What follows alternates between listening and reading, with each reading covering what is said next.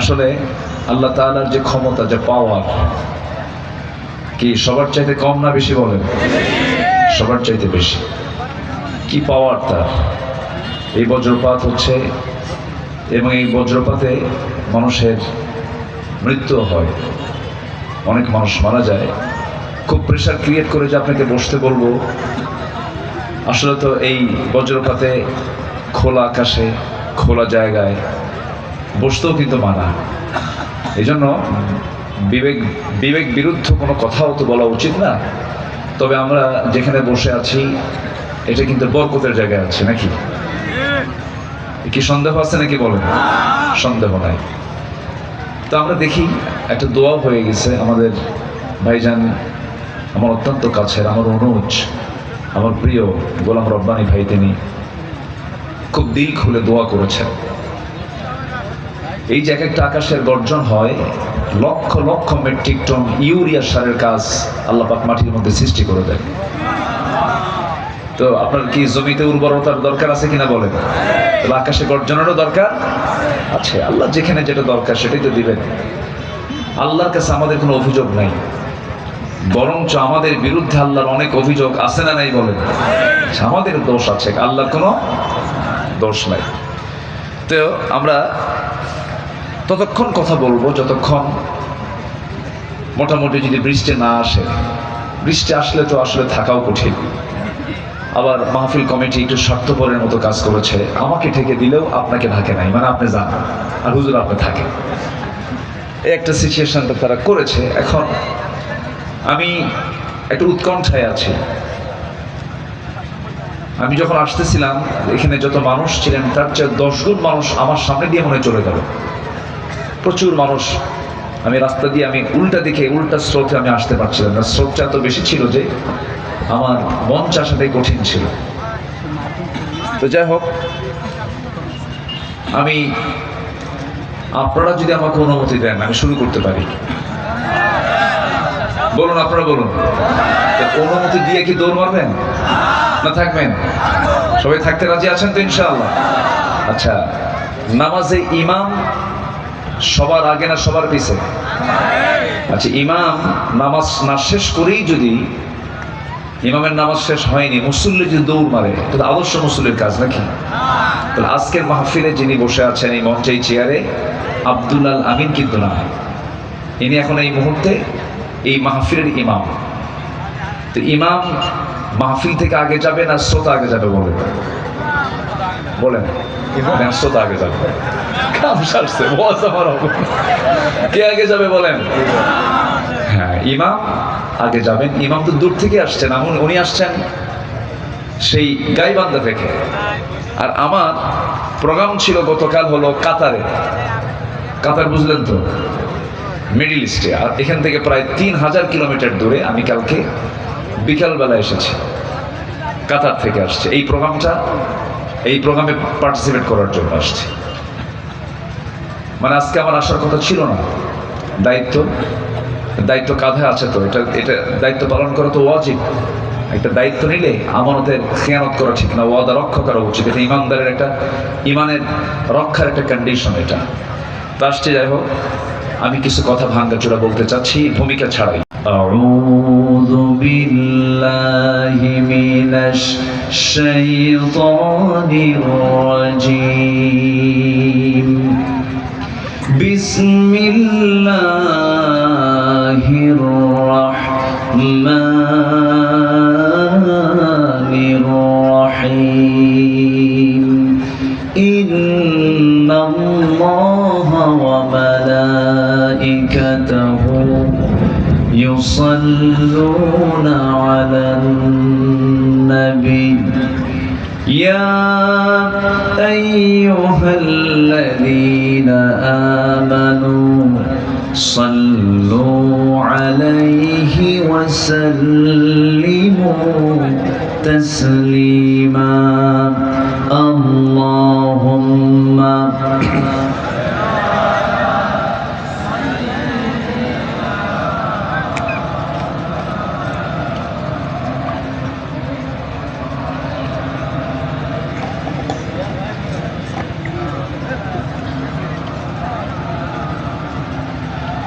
প্রাণের অধিকে বেশি যার দাম রহমাতুল লিল আলামিন। প্রাণের অধিকে বেশি যার দাম রহমাতুল লিল আলামিন। জানো কি তোমরা তাহার নাম রহমাতুল লিল আলামিন। অসহায়ের বুকে যে জন গোপনে করে সওয়ার দুরুদ পড়ে সুবহ ও শাম রহমাতুল লিল আলামিন। জানো কি তোমরা তাহার নাম রহমাতুল লিল আলামিন। সবাই বলি সাল্লাল্লাহু আলাইহি ওয়াসাল্লাম। পৃথিবীর সৃষ্টির সৌন্দর্যের তালিকায় থাকা এক অনুপম সৃষ্টি, অনুপম সৌন্দর্য, যাকে দেখার জন্য গোটা পৃথিবী থেকে মানুষ ছুটে আসে। যে বনটার দিকে, অসুন্দর না সুন্দর? সুন্দরবন লাগোয়া সাতক্ষীরার কালীগঞ্জ উপজেলার শেহারা বুজ্র পাটুলিয়া যুব কমিটি কর্তৃক আয়োজিত আজকের এই মহৎ আয়োজনের সম্মানিত সভাপতি, বরেণ্য অতিথিবৃন্দ, আজকের মাহফিলের বরেণ্য অতিথি, জননন্দিত আলেমে দ্বীন ওয়াইজ, আমার স্নেহধন্য মাদ্রাসায়ে নূরে মদিনার সম্মানিত প্রতিষ্ঠাতা পরিচালক হাফিজুল কোরআন মাওলানা গোলাম রব্বানী যুক্তিবাদী। কথা বলেছেন সাতক্ষীরার কৃতি সন্তান মাওলানা এম মিরাজ হোসাইন। উপস্থিত উলামায়ে কেরাম, ফদলাইজান, সুশীল সমাজ, জাতির শ্রেষ্ঠ সন্তান শিক্ষক মণ্ডলী, জাতির বিবেক সাংবাদিকবৃন্দ, মিডিয়ার কর্মী ভাইরা, সামনে উপস্থিত দূরে কাছের বিভিন্ন স্থান থেকে ছুটে আসা সম্মানিত প্রাণপ্রিয় দ্বীনী ভাইরা, আড়ালে অবস্থানরত সম্মানিত মা বোনেরা। আলোচনার প্রথমে এই আনুষ্ঠানিকতার মধ্য দিয়ে আমার পক্ষ থেকে আবারও দিল খোলা সালাম, আসসালামু আলাইকুম। আসসালামু আলাইকুম। জি, এখন কি মন ভালো আছে তো নাকি? বলি আলহামদুলিল্লাহ। আর মাত্র 13 দিন পর গুরুত্বপূর্ণ একটা ইবাদত আমাদের মাঝে হাজির হচ্ছে, যেটা এটা বিশেষ আনন্দের দিনও বটে। দুটো আনন্দ এই উম্মতের জন্য। কয়টা আনন্দ বলেন? একটা ঈদুল ফিতর, আরেকটা কি? ঈদুল আজহা। আমার ভাইজান তিনি অনেক সুন্দর আলোচনা তুলেছেন, আমি জোর করেই চলে আসলাম। আমি সব কথাগুলো মনোযোগ দিয়ে শুনছিলাম, কিন্তু আকাশের পরিস্থিতি এমন,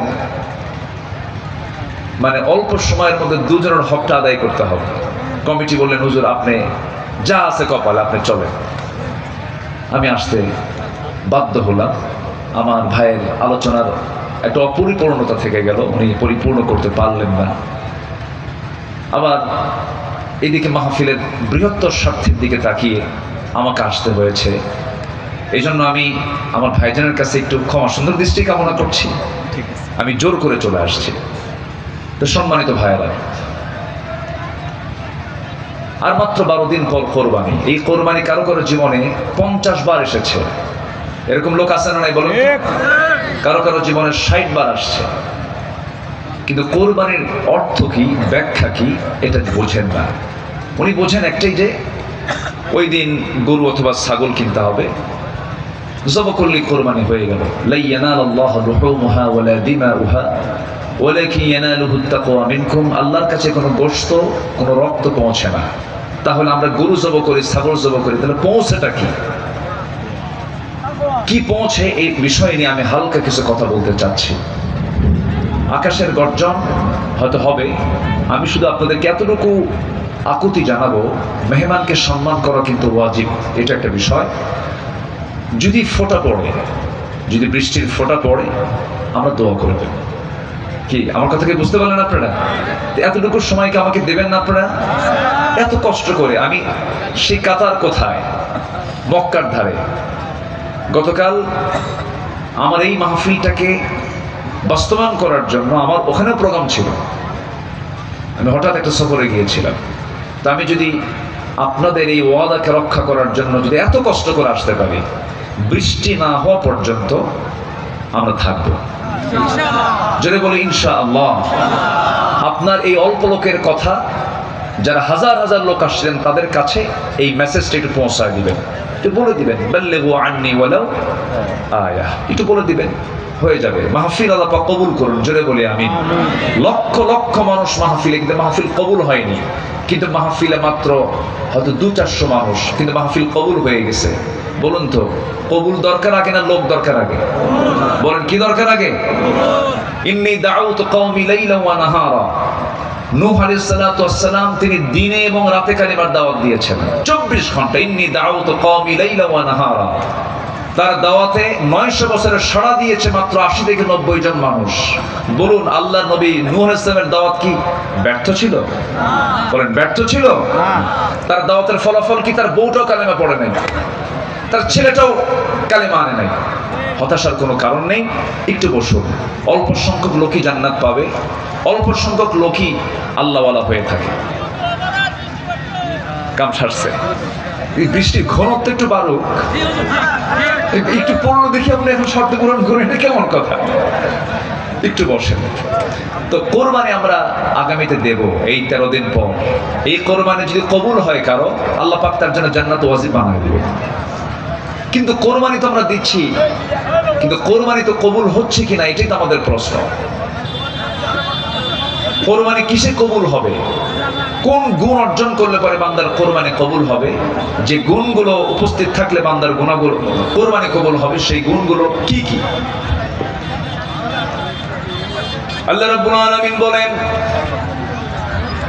হুদাল লিল মুত্তাকিন আল্লাযীনা ইউমিনুনা বিল গায়বি ওয়া ইউকিমুনাস সালাতা ওয়া মিম্মা রাযাকনাহুম ইউনফিকুন والذين يؤمنون بما أنزل إليك وما أنزل من قبلك وبالآخرة هم يوقنون أولئك على هدى من ربهم وأولئك هم المفلحون جنبنا الله أكبر আল্লাহ রাব্বুল আলামিন বলেন, যে সমস্ত বান্দার ভিতরে 5টা গুণ দেখা যাবে সেই বান্দাই হবে সফল। সে যে ইবাদতগুলো করবে তাই কবুল হয়ে যাবে। নামাজ কবুল হবে, কোরবানি কবুল হয়ে যাবে, তার দান সাদকা কবুল হবে, যার মধ্যে 5টা গুণ থাকবে। আল্লাহ রাব্বুল আলামিন 5টা গুণ দিয়ে কোরআন শুরু করেছেন। এই 5টা গুণ এত গুরুত্বপূর্ণ, এই জন্য ভূমিকায় তিনি বলে দিয়েছেন সূরা ফাতিহার পরপরই মূল বক্তব্য দেওয়ার প্রথম মেসেজ আল্লাহ রাব্বুল আলামিন এই 5টা মেসেজ দিয়েছেন। 5টা গুণ অর্জন করো, আমি আল্লাহ রাব্বুল আলামিন তোমাকে সফলতা দিয়ে দেব। যা চাইবে আমি তাই দেব, যা ইবাদত করবে তুমি তা কবুল করব।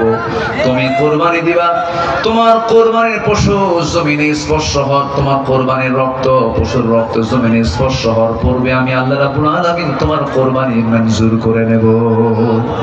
প্রথম কোরবানি পশু না মানুষ? বলেন, প্রথম কোরবানি পশু না মানুষ? কোন মানুষ? মানুষটার নাম কি বলেন?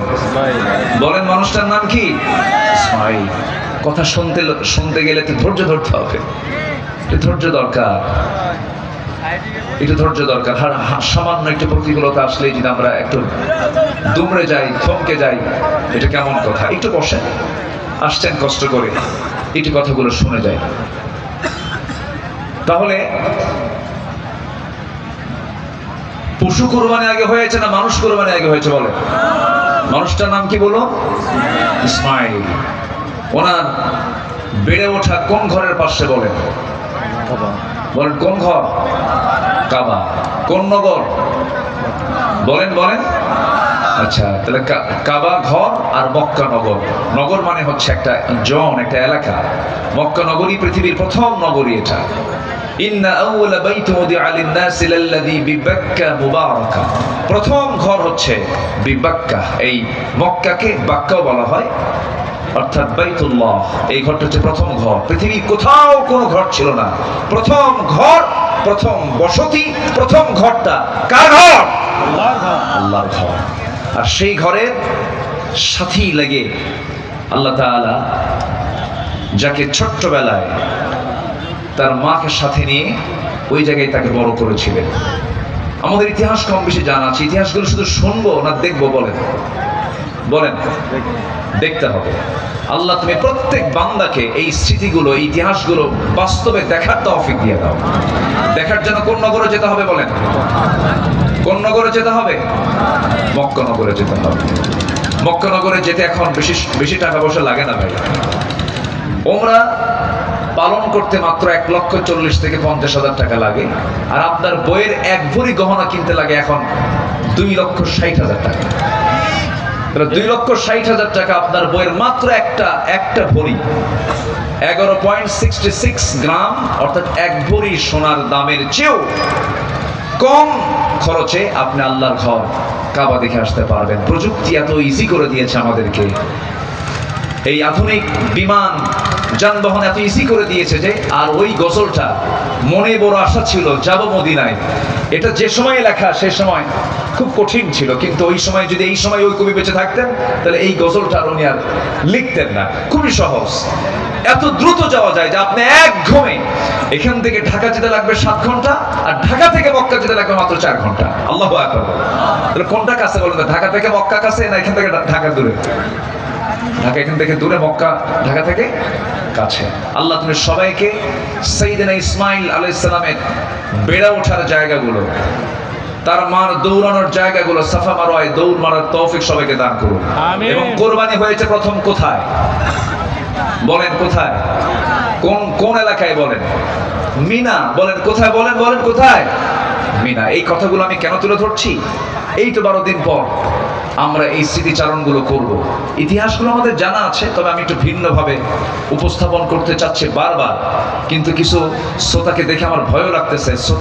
কিছু শ্রোতা এরকম আমি পাচ্ছি যে নিচের কি বলে পলিথিন মাথার উপরে দিয়ে বসে আছে, মানে হুজুর কিয়ামত হয়ে যাক আমরা যাব না।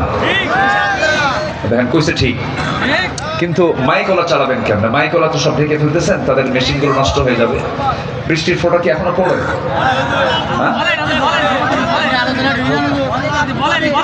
আলোচনা ঢুকে যাব? দেখেন ক্যামেরাম্যানরা বলে হুজুর আপনি আলোচনা ঢুকে যান হুজুর। তবে হ্যাঁ, কেউ মানে অনেকে গেলেও গোটা পৃথিবীতে সাপ্লাই হবে যাদের মাধ্যম দিয়ে যে ক্যামেরা, সেই ক্যামেরা কিন্তু এখনো রয়ে গেছে। আপনারা যদি কেউ নাও থাকেন, ক্যামেরা থাকার কারণে আমার আলোচনা চলবে ইনশাআল্লাহ। দেখছেন এরকম চলবে। আচ্ছা, খেলা কি শ্রোতা ছাড়া খেলা হয়? আচ্ছা দেখা যাক, একটু সময় আমাকে দেন। তাহলে যে বাজারে কোরবানি হয়েছিল সেই বাজারের নাম কি বলুন? বলুন বলুন? মিনা বাজার। এবং শয়তান ধোঁকা দিয়েছিল যে জায়গায়, সেটাও কোন জায়গায়? ওই মিনাতেই। শয়তান 3টা ওই জায়গায় থাকে, মানে প্রতীকী শয়তান, ছোট, মাঝারি আর বড়। সবগুলো ওখানে যে পাথর মারে, ছোট ছোট পাথর মারে। আর আমার দেশের হাজিরা ওখানে গিয়ে জুতো মারে। কি মারে? ভাবছিল যে জুতো মারলেই মনে হয় সবটা বেশি পাওয়া যাবে। না, জুতাই কোনো সব নেই। যেমন পদ্ধতি সেই পদ্ধতিতেই এই জামানায় পাথরগুলো মারতে হয়। সম্মানিত ভাইরা, কি করবে?